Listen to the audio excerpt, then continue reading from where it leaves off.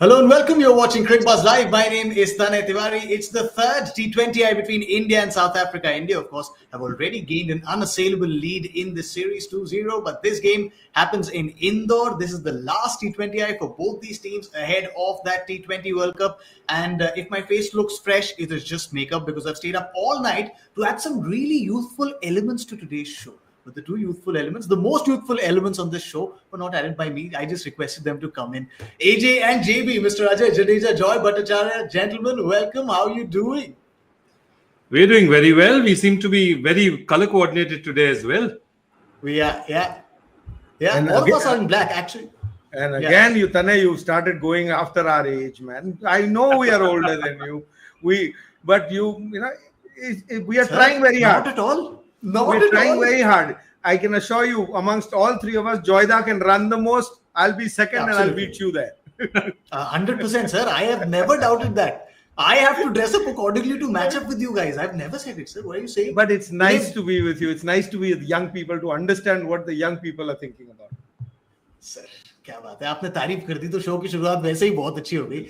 But the one thing that we've all have to have our eyes on, AJ, is the fact that there were news reports coming out from the team management indicating that this third T20I may be a rest day for KL Rahul and Virat Kohli. Now, the two of them, well, haven't really had the most amount of game time this year. I mean, KL Rahul, of course, was out with injuries. Virat Kohli was out resting, and you can look at that. For the Indian batters, the two of them find themselves very low on that list. 14 for Virat Kohli and 10 for KL Rahul. What do you see in this decision?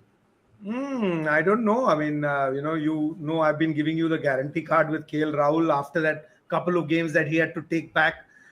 Take his own time to get into the groove because he'd been out of injury. So, once he was in that groove, I'd be, I'm surprised to see that. But I can understand that. I mean, we've been through this as well. This is Diwali time. I mean, just before the World Cup, a lot of ads have to be shot sometimes. So you need to take some break at some time. But I may be totally wrong, and it could be a niggle. It could be a strategy, break as well. But when you're in that kind of form, a batsman generally doesn't want a break. Yeah, especially at this kind of a ground, Joy. I mean, India, of course, won the toss and opted to field here in Indore. But at a ground where the boundary sizes are, 60 meters and 63 meters on either sides, going into a T20 World Cup, you won't mind a good hit out there in the middle. No, you wouldn't mind a good hit at all. Look, it could be two things. It could be the fact that, last time we had, whatever else, we had a dominating performance. We had a dominating batting performance. Whatever happened with the bowling was a problem. So that dominating performance would have told them that, okay, this engine is absolutely ready. Let's not tinker with this at all. Whatever happened in the last one, we don't need you guys. You're in form. And already this is already the mood of giving. The man of the match with even KL Rahul turned down and said that, perhaps Surya deserved it. So this is the season of giving, and I think they're just saying, take a few days off, go meet your family. These are important things, before a big tournament and a very crucial tournament. And I think they're just giving KL Rahul and Virat Kohli that, you're okay, you're fine, we really like what you're doing, please go out. I don't think it is injury, but, we could be wrong. But I think they're just giving them a break. So those are the two obvious changes in India's playing 11. I was just reading Rohit Sharma's statement at the toss, and he has said 3 changes for us. So Rohit, Virat and KL miss out. And he says Arshdeep misses out for some issues with his back, AJ. What is going on around Team India? It's fast bowlers and their backs. Fast bowlers in the back go, a long way. I mean, it is something that bothers you because it takes a lot of load. It's not easy to bowl fast. I can understand. But you could see that. I mean, last game when we were talking, I think at the beginning or at the end of that game, we were saying, if you've got 3 no balls, the speeds are down. Maybe there is something that's, going on. And, I hope it's not bad enough. I mean, I hope we can recover because there's enough time. There's enough time in terms of, if it's not a serious injury, it's a niggle. You've got 18 days at least before what's the date? 18 days left. Yeah. So, hopefully for India, he should be ready and be back and be ready for that game against Pakistan. But it is something that you can never, stop. When you play a sport, not just with cricket, with any sport, I mean, we've seen at Olympics, people work for 4 years for that one little 10-second moment.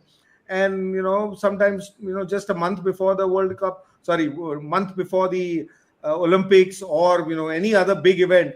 Injuries are part of life, and like with other illnesses and things, these are things that are beyond your control. Yeah, correct. Yeah, and that's something. This is very interesting because all of you who watched our post-match show at the end of the second T20I, AJ alluded to just this fact. He said there seems to be something wrong with Arshdeep. We don't know what, but those no balls, the constant drop in speeds for him across those first two games seemed concerning. And today, Rohit Sharma has confirmed that at the toss. Let's have a look at the playing 11, Joy. Of course, there's no Virat Kohli, there's no KL Rahul, there's no Arshdeep Singh as well.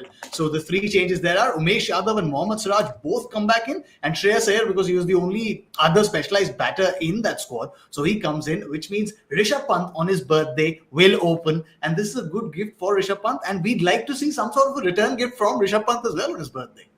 No, absolutely. I think Rishabh Pant is a one thing, and trying him as opener is one thing that I would have, tried. And we know that we have a very set opening combination, but Rishabh Pant is a guy who has won test matches for us abroad.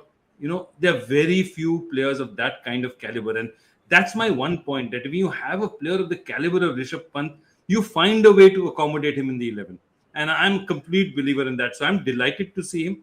I don't know, obviously, given the way the Indian team is looking at, they're obviously not looking at starting him.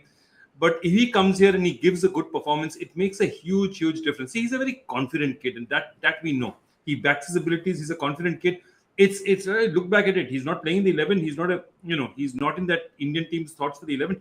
But you look at it and you say, this is a guy who just captained India in the last series against South Africa. He was the captain, if you remember. So that's how quickly Indian cricket changes. But that also, Rishabh should look at that and say, that's also how fast it can change for him to be back in the 11 and, being a certainty in the side as well. That's how Indian cricket rolls. Yeah, and he would look at those numbers of his as well in T20I's, AJ, and go like, I can change them real quick, because for a batter of Rishabh Pant's caliber, and we've seen that in the longer formats of the game, these numbers are just not Rishabh Pant. And I'm sure no one knows this more than he himself. Yeah, and I mean, if he looks at these numbers, I'm sure, and I hope he's disappointed with those numbers, because he's far, superior player, and Joyda just, referred to all his skills. So he himself would look at those numbers and would want to change them. And what better day than today? I mean, I hope he doesn't become a good host at his party and says, okay, aap aage bat kariye. He should become the bad man of, the birthday party and say, listen, I'm going to take over the whole innings. If he stays there till the end, that's what, and it's your party today. So I hope he, enjoys his party today, because he hasn't done justice to the numbers. I'm a big fan. There is no doubt in that. People who watch this Cricbuzz will understand and know that how big a fan I am of his game. And I think it's a great opportunity. And in Indian cricket, like Joyda mentioned, things change very fast. He was a captain of this side when some decade was just coming back, and suddenly that has changed. And I've seen many changes in Indian cricket where it changes overnight. But for that, he'll have to have a special knock. If he gets a 40, 50 good runs or quick runs, that's not going to make a difference. If he stays there, makes a difference to this game and makes that impact, I can assure you that this Indian cricket, which is already set with their plans and saying who's going to play and who's not, will suddenly turn around, and you'll see Rishabh Pant playing in that first game. And I'd be the happiest to see that. And I just hope that this happens, and it'll be a return gift to fans like me that Rishabh Pant has. And there are enough fans that he's got. I hope he has a great day. But those numbers definitely don't do justice to that man. And that's the reason he's sitting on the bench. No other reason. Yeah. But today's your day. It's your birthday today. So go out there and ace it, Rishabh Pant. Also, very, very happy birthday to you. Let's have a look at South Africa's playing 11 as well. Now, they are batting first on this track. And there's one change there. There's no Anrik Noke. Dwayne Pretorius comes in. So does this sound interesting to you, Joy? Now they've gone in with, two all-rounders, Wayne Parnell and Dwayne Pretorius, and, only three of those specialist bowlers. Look, I think what they're trying to do again is they're also looking at their combination, and they're saying, I think now it's looking increasingly to us that Parnell will definitely play. But does Pretorius play ahead of a specialist fast bowler? Something they're looking at. Nokia is one of the people they've dropped. They can roll around with those two. See, Rabada is the only sure one out there. But Ngidi or Nokia, they could turn around and say that, can we get Pretorius in, add a little bit more to our batting. So I think they're also reasonably set. This is obviously the way they're batting. This is the way they're stretched out. They're saying, can we bat up to 8?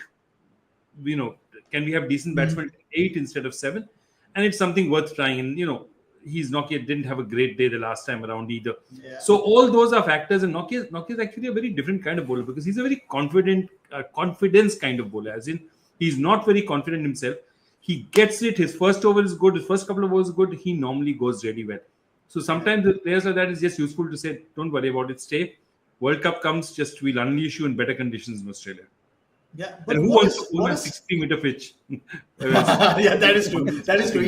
He won't mind staying out today with 60 meters boundaries on either sides. But AJ, it's a curious case of Anrik Nokia, really. I mean, his return from injury, even in that first game where there was a lot of assistance from the pitch in the first T20I, he still conceded 32 runs. And it's not like he didn't look threatening at all. There were periods, there were phases where he was really threatening. But what's gone wrong with Anrik Nokia all this while? I think ever since he's come back from injury, and I'm taking you back to IPL. I mean, that's my first memory of him coming back from injury, and he was rushed in straight away because he hadn't had many games before the IPL, and IPL is also a pretty high octane game. It doesn't allow you to settle in, get a few games in, and he struggled there. And ever since then South Africa we have not followed much. But what these two games have shown is you're right. I mean, he looked threatening because he's got that pace, and that pace is threatening. Only thing is that bullet train wasn't aiming right, and when it's so fast, when the aim is not right, it goes away also that fast. And then he hit a barrier called Sky, in that first game where there was a little help, and Sky used that pace brilliantly. I mean, he got that top edge, but the next one was used, and so pace has been there. I think it's the accuracy that he has not been able to find. And Joyda alluded to a very interesting point, is that if he's not confident, then what happens is one-off ball that goes here and there, then somebody who's like that, who's not very confident about himself, feels, oh, I'm going wrong. Then you try and change things. And then you get into that rut, and it's a spiral that, pulls you down every time. But one good thing that I saw with him is that he didn't change the way he likes to bowl. I mean, he kept going. The pace was right up there. I think it's a good call from South Africa because, like you said, this is not the best ground to bowl. It's, whether the wicket or the ground. And if he's your key player, it's good sometimes to hold him back, take him to Australia. Suddenly he might get a little more time, bowling time, and those practice games, and things could turn around. I wish that happens for him. But at the moment, that bullet train was not, aiming right for sure. Yeah, correct. Seemed to be off the radar. And while he did seem threatening in parts, it was the consistency that was really lacking there in Anrik Nokia, which means he's not playing this game. As AJ and JB both said, he'd be happy. The boundaries on either sides are 60, 63 meters. So he won't really mind missing out on this game. But the one game that I brought to the show today has to be played by the both of them. And this is our Cricbuzz bingo. Now, I know if you think that I've been binge watching Coffee with Karan and this is from there, you are absolutely right. Yes, I got the idea from there. But I made this bingo all by myself. So let's have a look at Joy Bhattacharya's bingo first. Let's have a look at what he's corrected, what is not. The T20 World Cup, India's road to T20 World Cup bingo. This is, of course, India's wish list. Settle team combination. If you think India have a settled team combination, you tick it right. If you don't think, you cross it. Let's see Joy's first. Let's see what Joy has tick marked and what he's crossed out. The Cricbuzz bingo. All right then. So India have a settled team combination? No. Solid batting approach? Yes. Identified Bumrah's replacement? Yes. And Rohit's captaincy on track. All right. Solid batting approach. Because there were questions around it, Joy, coming out of the Asia Cup. You think they've cracked that code? Especially in these two. If you see the last couple of matches, how they went about it, and see, their big factor was how fast KL Rahul and Virat Kohli were. There 2 question marks. If Virat Kohli and KL Rahul has been sorted by them, then obviously solid batting combination is something I can say. I think the rest of it, team combination, Bumrah's replacement, clearly Shami is Bumrah's replacement. The way they've looked at it is saying swing bowler replacement. If Bhuvi goes down, Chahar comes in. If Bumrah goes down, Shami comes in. I think that's how they've looked at it. Now, you can agree or disagree with it, but I think they are clear in their minds about how they're playing this out. Okay. Yeah. And of course, I think Rohit, there isn't. I mean, where do you go in captaincy? Where do you go from here? I think Rohit knows his team. He knows their skills. He's won so many titles with Mumbai. He's a good captain. So I don't have an issue with all that. The issue that I have is obviously clarity in plans and strategies because, I think Bumrah's going is thrown a huge thing, spanner in the works. And I really, really still, I still don't see the clarity about how they're going to use Rishabh Pant. Do they plan to use him only as a replacement? Ashwin again. All these roles are not very clear to me. So that's where I am. It's a report card where, I mean, 3 things they've got right, 3 things they haven't in my head. All right, let's have a look at AJ's bingo now. Let's see how many he thinks India have gotten right in their road to the T20 World Cup. AJ, let's have a look at yours. And all right then, AJ, you think India have gotten right 5 of them. So of course the settled team combination, solid batting approach, Bumrah's replacement, clarity in strategies and plans, and Rohit's captaincy. You also think, the two of you agree on the fact that India don't really have an X factor. Could you explain that, please? I think X Factor, it depends how you look at X Factor. You could look at X Factors and say Surya Kumar Yadav is X Factor, Harshal Patel is a end X Factor, and Dinesh Karthik. I mean, if you want to look at it that way, that's an X Factor. But if you want to find an X Factor of how people look at X Factor and say Andre Russell X Factor for say KKR, so that way there is no X Factor, which is an advantage. I'm looking at it as a positive. I'm looking at the entire Indian team as X Factor, and I like no X Factors in the side. So from that point of view, so you don't have an Andre Russell kind of a thing where one player is far superior than everyone else, so you wait for him to succeed. Here we've got pretty much okay. Only 3 that I would look at X Factors is Surya Kumar Yadav in that batting is at another level. Harshal Patel is a specialist end bowler, and you got Dinesh Karthik as a specialist finisher.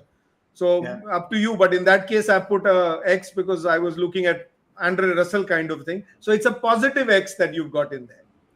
Yeah, correct. And another thing that the two of you agreed on and put across on that bingo was India's bowling, of course, and the death bowling issues. Now, the death bowling issues have been spoken about a lot, Joy, all these times, especially after the Asia Cup. I mean, they've conceded some real runs in those death overs, the last 3 overs. Then there's the 19th over that has a stat of its own now. I think 160 odd runs in the 19th over since the Asia Cup. Those numbers don't look good. And now in Bumrah's absence, and now what we learn about Arshdeep as well, look at those numbers. These are not flattering numbers at all in the last 3 overs.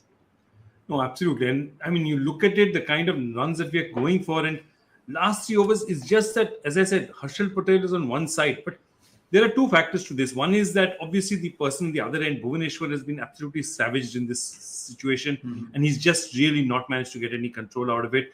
Arshdeep has been expensive as well, especially in the last few matches. So what you have is a situation where, secondly, what happens is that even in a situation like that, getting wickets tends to change it up. If you go and look at it, you'll probably see they're not getting that many wickets there as well.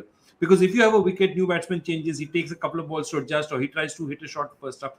So it's a combination of both. If you don't get wickets, you're going to leak more runs. I mean, your best chance out there is to, bowl straight, get wickets, get the batsman out, because defense. And now again, look at today, you're going to have 63-meter boundaries.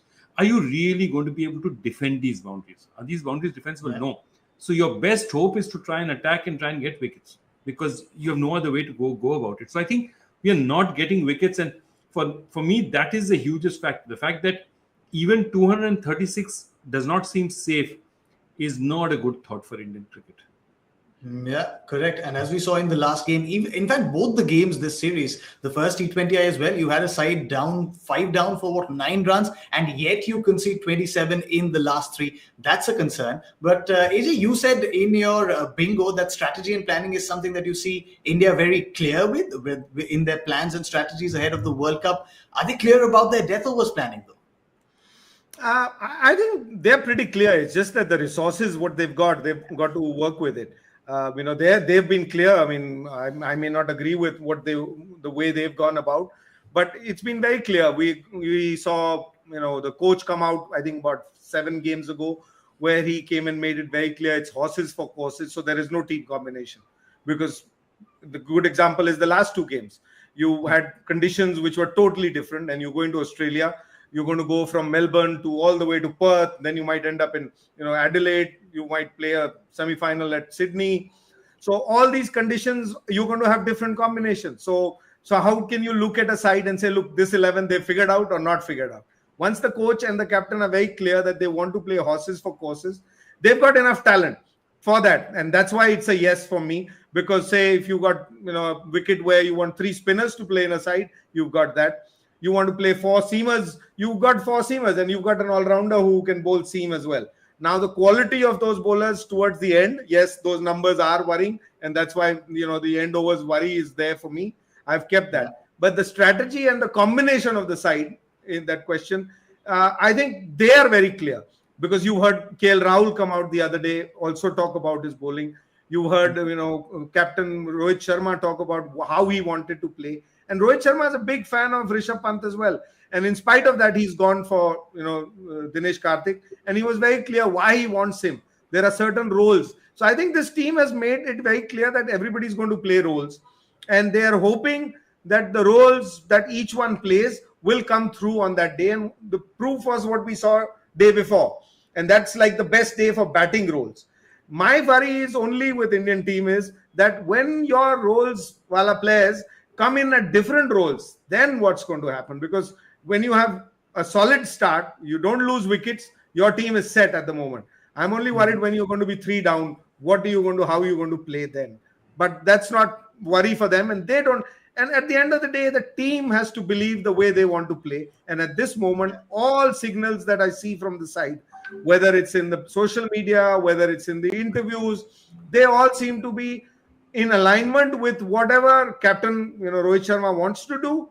And even like statements, when in the past could you see, you saw a post yesterday from Dinesh Karthik talking about selection and who should get selected next for the test matches. There was never a period where team could talk about it with their heart open. I think it's a good thing, but in Indian cricket, it wasn't possible. So I feel that the confidence within that side is that whoever they wanted, except Jasprit Bumrah, who's got injured and it's unfortunate, whoever captain and coach and the rest of the team wanted in that side, playing in the 11 or in the squad, like Ravichandran Ashwin, in the squad, not playing regularly, but they wanted him. They've got everything that they wanted, and they believe that this is their best chance. And that is why I feel strategy and combination is right for India at this moment. Not according to me, but according to the team.